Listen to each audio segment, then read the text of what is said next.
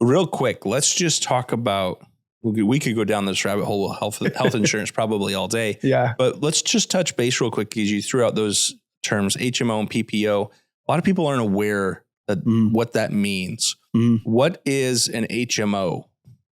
Yeah. So you might have to actually correct me here because I just know them more through their providers on like who does what. So HMO is going to be the one where they have a specific network, and you have to have it's the referrals are within their specific network, and so you're a little bit more captive inside of who you can or can't look at.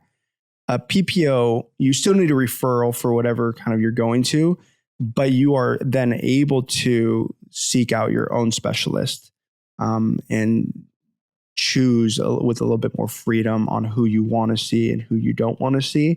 You still need a referral. You can't just like jump bases and go to a specialist. Well, and typically the referral is actually not like some of the PPO plans require you to have referrals to go to specialists. Some of them don't. But even if the plan doesn't require a referral, the specialist is going to require the referral. Or that as well, right? Because I had a customer and their plan did not require a referral, so they just wanted to go see a specialist, and they were all mad because the specialist wouldn't see them unless they were referred by their primary care. Yeah.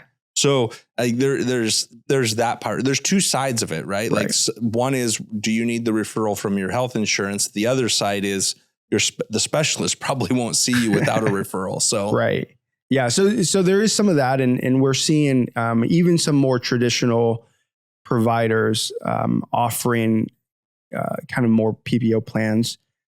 So like traditionally Kaiser Permanente was a HMO like specific plan where they actually are even offering kind of they call them EPOs. They're kind of this mixture of both where they have a network, but they also kind of allow some freedom in getting just being able to choose your own specialist depending on, what's going on with your health or whatnot. And so the HMO, I always kind of describe it to people as it's the mother may I, that you do have to have a primary care doctor, and the primary care doctor has to refer you to everything that you want to go do. You cannot go do something outside of the primary care.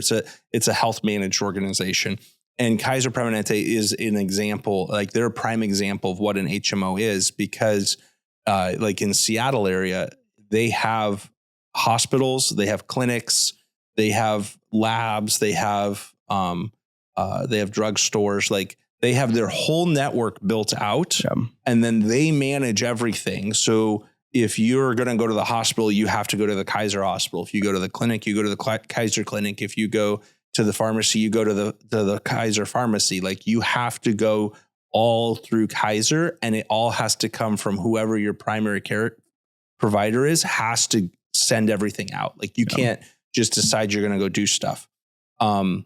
They do it because it's a very cost-effective way to do it, because they're not paying a bunch of overhead on multiple layers.